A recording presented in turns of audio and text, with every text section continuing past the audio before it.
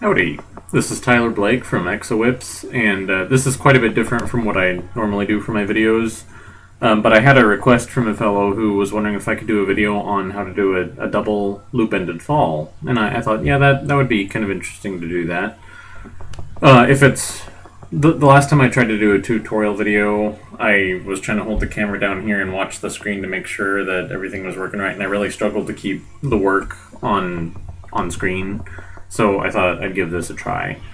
If this is well received, then maybe I'll do some more tutorial videos on things that haven't been done, things that haven't been addressed much. Because there's a lot of tutorial videos on YouTube by really good whip makers, and I mean, I just don't feel the need to recover something that's already been done by someone like Bernie Wojcicki, because he's going to do it way better than me anyway, right? So, I guess I'll start with a list of what you need. So I'm gonna, hopefully this, I've decided to do a white one because I thought it might show up well on camera, I hope. So you need your paracord, duh. A lighter of some kind, just, flame. A pair of needle nose pliers. This is a leather working awl. You could use really anything. I know people who use a nail or whatever, but we have this laying around, and it's really quite sharp. So if you pick one of these up and you got kids or pets around, be careful about that. And because it's so sharp, and the other thing I like about this design is that it tapers. It's got kind of a taper like that, so as the further in you get that into the paracord, it makes a really good hole for fitting the lacing needle through. So I like this a lot. Scissors, always got that around. And for the lacing needle, if you have been using the Tandy Jumbo Permalocks, and a lot of people use those, and there's that's fine, but I would encourage you to go to the new Whip Nation store. That's www.whip-nation.com. I'll put a link in the description. But my friend Roy Partine started that up. He's the whip maker over at gatorwhips.com. And he's selling these really cool lacing needles. And these are made by hand by a fellow named Lassie Karenval, who's a master knot tire. I mean, this guy does some beautiful work with, knots on bottles to make them look, old-fashioned, and it's really cool. But anyway, Lassie turns these on the metal lathe, and they have a taper, and it's a finer size than the Jumbo Permalocks that you get from Tandy. So that there are some colors of paracord that you can't get the Jumbo Permalocks through for making falls. I haven't found any. Since I got these, I haven't had any problem with that. So for a while, I was using. I don't really know what they're called, but it's like a little flat piece of metal that's split on the end, and it has a little prong, and the prong snags, and it's a pain in the rear. So since I picked these up from Whip Nation, I haven't had to mess with those anymore. So I'm really happy about that. Of course, I work in wave lace mostly. I only use paracord for knots and falls, and they actually have a size of these needles that works for wave lace, so that's really cool. So sometimes I do knots out of that smaller diameter cord, and it's great having needles that will fit that. So, and also, if you're looking into getting started in whip making, Whip Nation has the best deal on paracord and artificial sinew. You can get kangaroo hide from Roy. So definitely go check that out. And then the last thing that let's see, I got all that, and the last thing you need is a delicious, nourishing cup of coffee. Okay, so this is going to be what I tend to refer to as a naturally weighted fall. I also do them with bead chain inside, but for this one I'm just going to do it, kind of a standard weight. So this has, your little filling in there, and I'm going to pull that out about halfway. So just bear with me for a second while I do this. I'll watch this before I post it, and if this part is tedious and boring, I'll edit it down to be nice to everyone.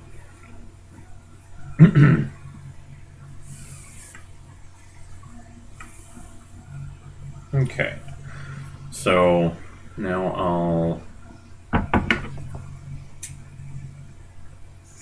cut that off. I know some people save this stuff and use it for crackers. I just don't like the crackers that I get out of it, so I kind of hate to waste it, and I see where that kind of sucks, but I just throw it away. So I'll set that aside.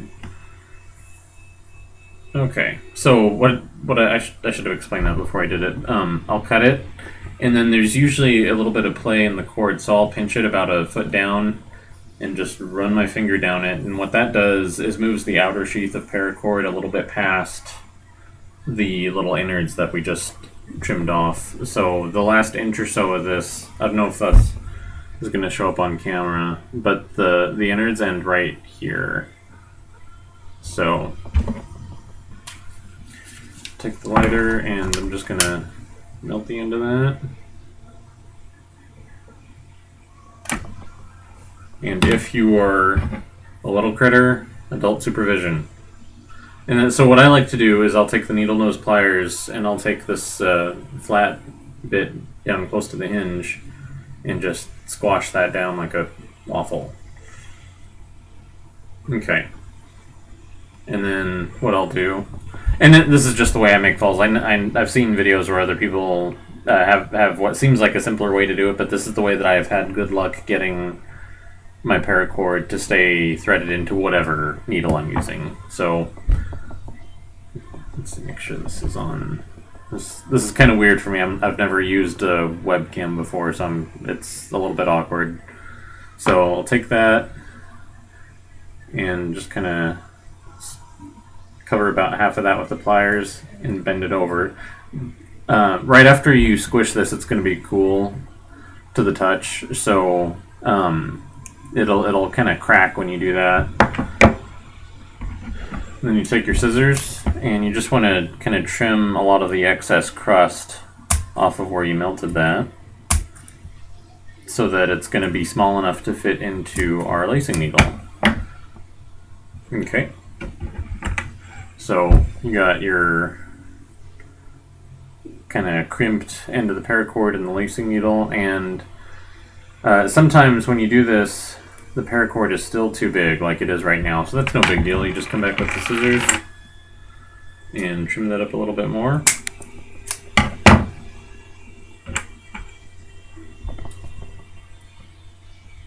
And that's going to go just fine. Okay. So, and what I like to do too, sometimes when you do this, you'll have like a little, kind of a little sharp piece of paracord that's sticking out here. You want to watch out for that, because when you're threading it through, that can cause it to snag on the inside. So you want to make sure that that's, you know, a pretty nice smooth joint there. Okay, so then what you do is you just run your fingers down there and feel for where, because remember we pulled out about half of the inner strand, so that ends right here. And that's where I'm going to bring in my awl, and I'll just make a hole. So if you're like totally new to this, if you've done it for a while, you probably either somebody told you or you figured it out for yourself. But when you're working with an awl on paracord, a lot of people will do this where, you know, they're looking at it and they try to feed it up. But if you're doing that, then gravity's working against you, because this wants to fall down. So as you do that, your paracord just wants to, let's see if you can, it's just going to poke out the end. So the point goes down, and then gravity works with you, and it's a lot easier. So, and I can, it might not show up on video, but I just, trust me, I can feel that this is where the inner strands end.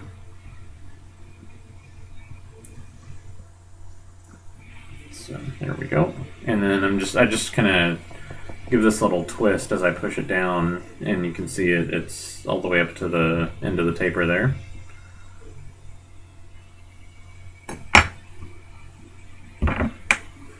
And then same thing with the lacing needle, point goes down. It's just a lot easier that way. And that just goes in real smooth.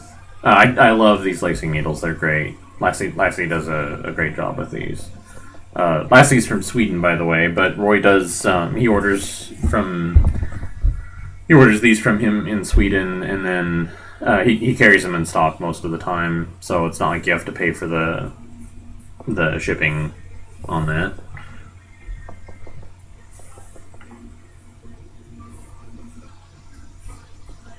So then, oh, sorry, here I go. So this is the pointy end of the lacing needle. This is the end that's connected to the paracord, and you can, see that the needle is inside here.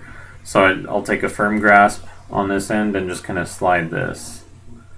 And then these needles are like 3 inches long. So I'll start like right where the point is, slide it down, and then pinch tight, let go down here, and slide that down. And you just keep doing that. Once in a while, I'll pinch past the end of the needle, just on the doubled up layers of paracord, and slide that down, and that'll kind of tighten up the loop there. Also, it's good to pinch behind the needle when you do that, because if you pinch on the needle, maybe you're going to pull the paracord out if you do it too hard. So if you're not holding onto the needle when you do that, no worries. Okay? So I'm almost to the end here.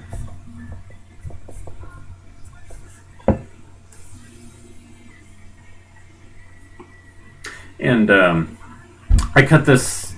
I kind of messed up when I did this because this is going to be a double-ended fall, so it needs enough of a free end here. So I'm going to make this a little bit shorter fall than what it originally was going to be. And so this is, I did this on purpose so I can show you how to correct mistakes. Yeah. Okay, so what I'll do is I'll take my awl again. The needle, the point end of the needle is right here, so you need to have room to get the awl all the way in. Yeah. Okay, so I'll do that, down a ways from where the needle is, just so I have space. And if any of this is unclear, shoot me an email at tyler@exowebs.com and ask me to clarify, and I'll be happy to. I love to talk shop. So, okay, so now I've got my exit hole.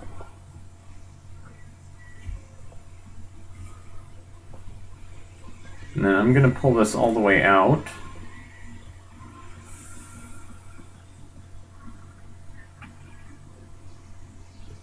And what I'm going to do, because I need to have this isn't long enough to form the loop, so I'm going to pull another, say about 6 inches out, and trim that right there. Okay, and if I were to slide this down, this loop would disappear because I'm taking a lot of length off here. But what I'll do instead is trim this off. Okay, and now, because this is so sharp, this isn't cutting the fabric, it's just working its way between the threads and separating them so that you can make these holes in here, and then later, the fabric goes back, the threads go back together, and you'll never know the hole was ever there. So I'm going to pinch down by the loop, because that's about the size I want, and just run my fingers down.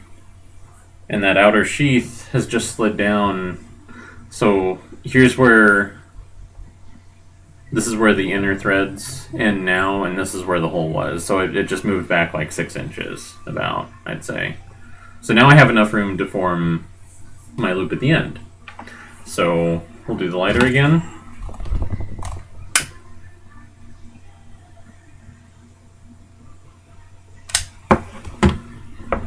Take your pliers and squash that.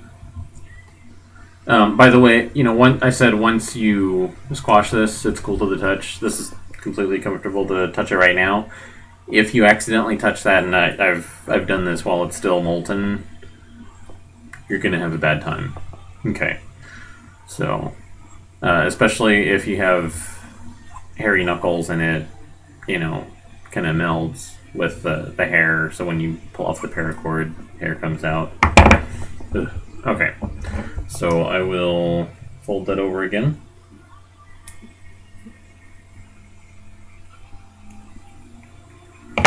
Trim it up with the scissors.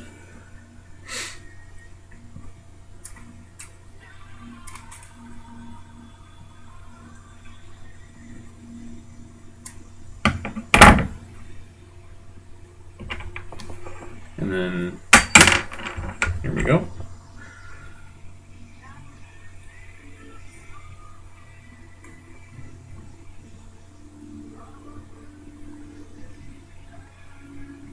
Okay, so now I'll want this to come out right where, and you can feel that this is where the inner strands end. So I'm going to want it to be this length right here. So what I'll do is fold that over, and then the loop, this has to fit over the English eye on the whip. Or if you're doing a traditional fall hitch, it has to fit over the thong. I pretty much always use English eye, so that's what I'm used to. But there's no reason you wouldn't use this on a traditional style hitch either. So anyhow, this end only has to accommodate a popper, cracker, whatever. So I usually will do this end quite a bit smaller on the loop than on this one. Okay, so I'm going to do a hole right here with the awl.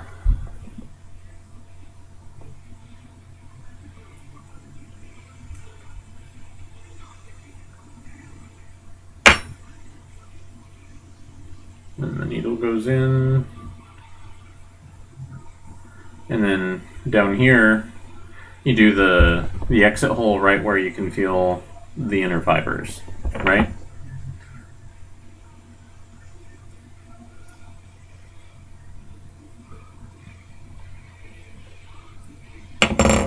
And then you have an exit hole, and your needle comes out. A little bit more. There we go.